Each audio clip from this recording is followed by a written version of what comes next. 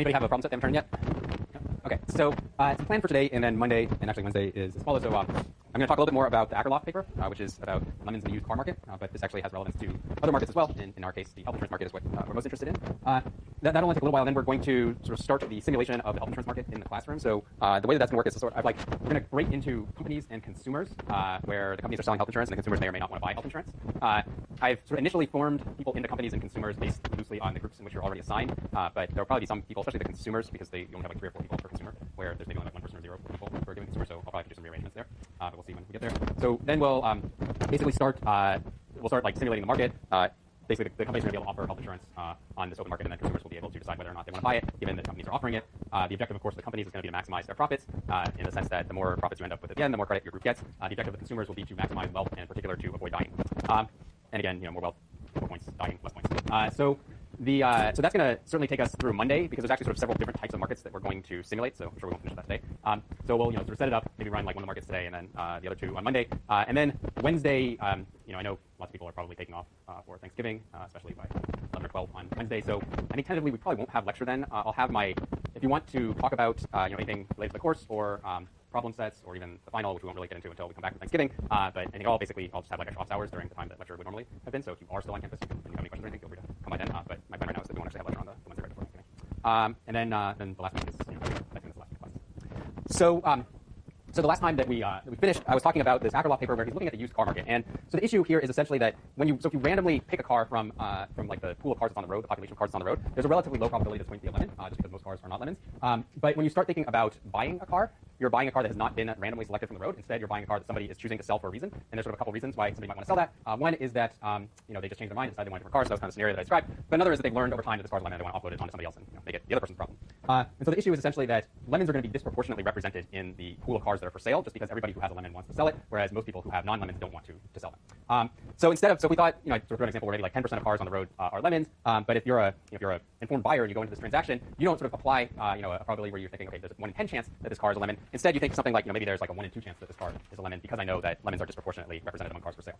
So as soon as that happens, as soon as you think that there's a higher than average chance that the car's a lemon, that's of course going to reduce your willingness to pay, right? So if before you were willing to pay say $19,000 for a car that would normally be $20,000 but had a 1 in 10 chance of being a lemon and then really be worth $10,000, now you're only going to be willing to pay like $15,000 for it if you think there's a 1 in 2 chance that it's a lemon, right? So the buyer comes into the transaction and they offer less than you might sort of imagine if you thought that they were just making an offer on a randomly selected car from the entire population of cars. The problem with that is that from the seller's perspective, then you're like one of 2 types of sellers, right? So either you're a seller who has a lemon, and so even at the $15,000 price, you might still find it attractive to unload the car, or you're the seller who has just changed their mind and has decided, I might sort of modestly prefer to have a different car. And at $19,000, like the $19,000 offer, you would have been willing to sell it, but at $15,000, you're like, no, I bought this for $20,000. Why would I take a $5,000 loss on it? It's still a perfectly good car. I just changed my mind. It would have have a modest preference for a different car, but certainly not enough of a preference to make me willing to sell at this severe discount. So the person who has the car that isn't a lemon and they've only the only reason they're selling is to change their mind, they actually decide to withdraw from the market at that point, right? The problem with that is then that means that lemons become even more overrepresented among cars for sale, because the people who have cars that aren't lemons are choosing not to go into the market because the price that's being offered isn't very attractive. So this is actually sort of a dynamic process, and if the asymmetric information here is sort of non-trivial in magnitude or to the degree that it exists, the entire market can actually unravel. So remember, the asymmetry in the information here is essentially that the seller knows more about the status of the car than the buyer. So if it were the case that the buyer and the seller were equally informed about the car, then the market actually wouldn't unravel, because essentially you go into the transaction and you would actually for some reason or however have perfect information about the quality of that car. You'd say, oh, I can see it's a lemon, therefore I'm only going to offer you $10,000, or I can see that it's not a lemon and then I'll offer you the full $20,000. So in that scenario, then all of the sellers of non-lemons they're not being crowded out of the market or discouraged from going into the market because they can sell their non-lemon car at full price. With the information asymmetry, though, the buyers have to start making assumptions about the probability that the car is a lemon, and if they're rational or if they're savvy, they're going to assume that there's a pretty high chance that it is. So since the buyers aren't offering that much money, then the sellers will the sellers of people who have cars that aren't lemons are going to tend to withdraw from the market. That's going to make the share of for sale slightly used cars that are lemons even higher, because people with the lemons still want to sell even at $15,000. Of course, as that share increases, then buyers will decrease their offer even more, because they're like, oh, now there's like an 80% chance that the car is a lemon.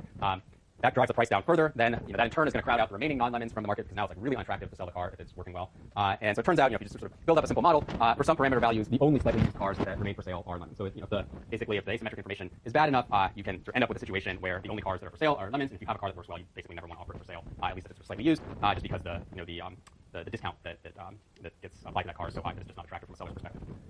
So what this means is that there are potential Pareto improving trades that aren't occurring because of the asymmetric information. So you could sort of construct an example along, or you could construct a scenario using the example I gave where somebody wants to trade an Accord for like a hybrid, like an Insight or a Prius or something like that. And so you can actually have two people. You don't even have to think about like cash being involved in the transaction, right? So it's like I bought an Accord, but then I realized the city mileage is not that great, it's too large or something like that. So I want like the current model Honda Insight or something. That somebody else bought an Insight and they're driving around, they realize like they're mainly driving on the highway and the mileage isn't really better than a non-hybrid and they would like a larger car or something like that. So they want an Accord, right? So we might both have the other person's Insight and my Accord might be both in perfect working condition. There might be absolutely nothing wrong with them. It would be a Pareto improving trade if we just did a straight up swap of the two cars because we both prefer the other person's car more than the car that we have right now. And yet we won't engage in that trade because each side of the part of the bargain is thinking like, well, why does that other person want to trade this car with me? Like there's a good chance that it's because there's something wrong with it that they know about it that I don't know about it. And so even though in theory I want their car more than I want mine, I'm unwilling to make that trade. So these types of Pareto improving trades can't occur when there's substantial or significant asymmetric information. And in extreme cases, if there's multiple qualities of the good, it turns out the entire market can unravel and basically like no trades at all will occur.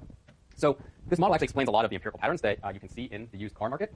So like one thing that's just sort of a stylized fact I think most people who like have ever bought a car are generally aware of, even those who aren't are aware of, is that a new car essentially loses something like 10 to 20% of its value just when you drive it off the lot. So you literally like pay the dealer and drive out of the dealership, and suddenly the car has dropped by like $3,000 or $4,000 in value, even though from a physical perspective absolutely nothing has changed about that car. It's not even, you say, well, we put a few miles on it. Well, people already put like 200 miles on it test driving it around anyway, right? So there's literally nothing here has changed. And you'll hear sort of various explanations for that. So an explanation I think is unlikely is that people sort of value the quote-unquote new car smell. I don't even know what that is, probably like toxic chemicals and stuff, but at thousands of dollars, that seems unlikely. The more likely information or explanation is that once the car leaves the dealer, the new owner is going to be assumed to have more information about it than any buyer. And so any buyer who approaches you, like even if you only have 500 miles on the car, any buyer who sees that you're selling this car, but only has 500 miles on it, is going to start wondering why it is that you're selling this car, what's wrong with it, you want to get rid of it so quickly. Another thing that you'll often see if you go on Craigslist, even not just for cars, but I think for sort of various goods, is you'll see people advertising that they're selling the car or some other good for some basically exogenous reason. So like they're moving out of the area and so they need to sell the car, or they just got the new iPhone 6 and so they need to sell their old iPhone 5. And if there weren't asymmetric information, you would wonder why people are wasting time and space communicating this information to you, right? Like if I'm buying your iPhone, why do I care why it is that you're selling it as long as the phone works well? All I care about is the price and the appearance of it, that it seems to be undamaged and stuff, right? Likewise, if I'm buying your car, what does it matter to me if you're selling it because you're moving, or you're selling it because you want to get a different car, or you're selling it because your wife told you to get a more sensible car, or whatever. So the likely explanation, I don't even know if, to what extent people are always consciously thinking this. So I, as an economist, I do consciously think about this. So I sold my iPhone on Craigslist a few weeks ago, and I specifically said that I was selling because I had gotten the iPhone 6, which is true. And that, so in my mind, I'm like, okay, well, I need to try to signal that's not a lemon. I don't know how many buyers or how many sellers are actually thinking that versus how many are just kind of thinking like this is just something people say in the advertisement and like it's not totally clear why. And how many is just sort of like, I think there's probably some subconscious realization that you want to have some exogenous reason for selling it, but maybe they're not specifically thinking about like adverse selection. At any rate, I think the reason that you do see this information is because they want to communicate that they're selling it for some other reason than because the actual phone or the car has problems and is broken and is a lemon. So I think that the paper itself, the Akerlof paper itself, is really well written and insightful. And I think it also is pretty relevant to sort of a lot of markets that you might actually transact in at some point in time. So I guess rather than talking, so this also applies to health insurance markets, and we'll talk a little bit about that, but I think we'll go straight into actually looking at that. So let's go here. Okay. So the first thing to do here is to organize into groups or into companies and consumers. So the way that this is going to work is that there's going to be 4 companies, and there's going to be, I think, 7 consumers, assuming that we have enough people to fill them all. And so the companies are going to offer insurance products for sale, and the consumers are going to decide whether or not they want to buy them. So the companies are pretty easy. So basically, company 1 is group 1. Company 2 is group 2. Company 3 is group 3, and company 4 is group 4, I believe. So basically, if you're in groups 1 through 4, you should just make sure you're seated next to your respective group members. Then the consumers are a little bit trickier because consumers only have 3 or 4 people per consumer, so I had to start breaking up the groups. So consumer 1, so here, I guess I can almost fit all the consumers on. So if you are basically, if you're not in groups 1 through 4, you should find the other people who are listed as your fellow teammates in your consumer groups and make sure that you're sitting next to them. And then there's going to be a few people who are around group 8 who don't immediately appear on the list, and I'll get to you guys in a second.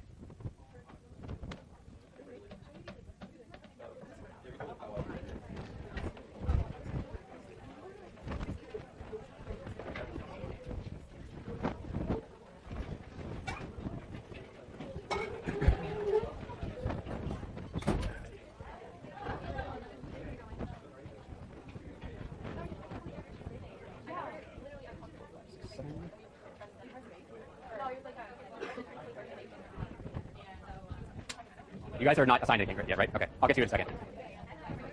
Which consumer are you? Is there anybody else? Are you 5? Consumer 5 as well? You guys are both in consumer 5. Okay, so you guys can sit here. You two of you are not currently assigned to anything, right? Okay, that's fine. Jason, which consumer are you? Oh, you're also not assigned. Okay, not a problem. Okay, so I'm going to go through and basically make sure that we have like people for all the consumers and so forth. So you guys are company 1, right? Everybody's here for you today, correct? Looks like it because there's 7. Company 2 is okay. Okay. So sorry, which of you are here today? Ryan. Oh, yep. CJ? Wilson. CJ? Right here.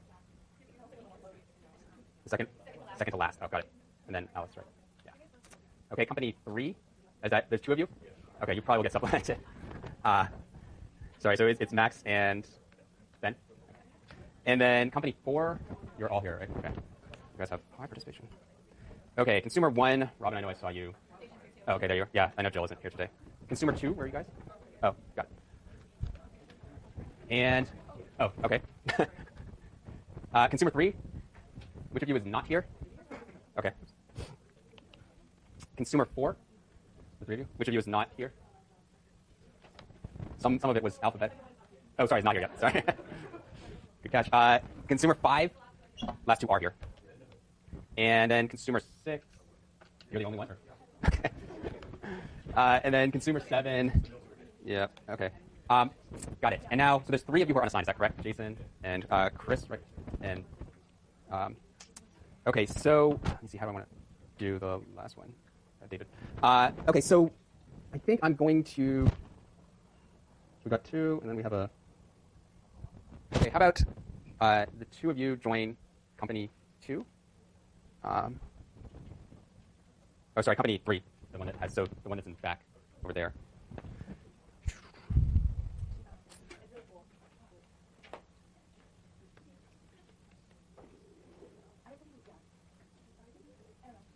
Sorry, what's your name again? Okay. And then, Jason, why don't you join the consumer that only has 1 person, which is consumer 6 right now.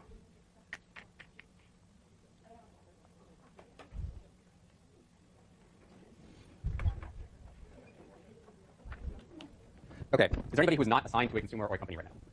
Nope. Okay. So with that, then essentially, so it's going to be like a bunch of rounds, and there's like 10 rounds. And so each round, the companies are going to decide amongst themselves, as in like within each company, you guys are going to decide what price you want to offer a health insurance product at.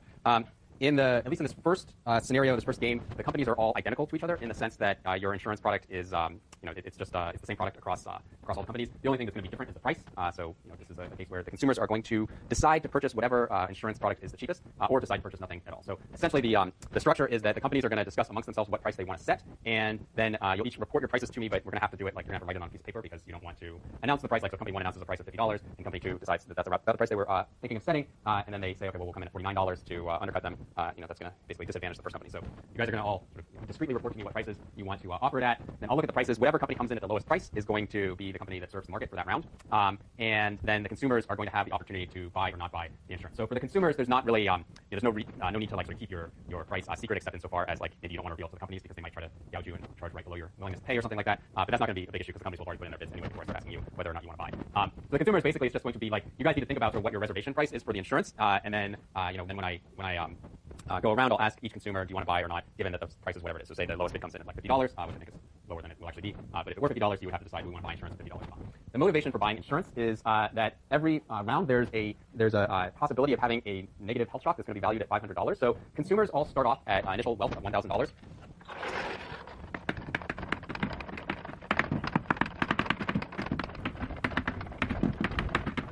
And since so since you're going to start off with $1,000. So if you get absolutely no no health shocks, then you would sort of end up with $1,000. But there's going to be a positive probability every round that you have a wealth shock. And unlike companies, you're not selling a product, so you can't make any profit. So essentially, what's going to happen is each round you're going to get some fixed income. So the income I think is set at $125, which hopefully was like calibrated from some previous experiences in the game. But the wealth your wealth is going to increase by $125 every round that you don't have a health shock, or I mean even if you do have a health shock, it'll still increase by the $125. But there's sort of 2 ways that you can lose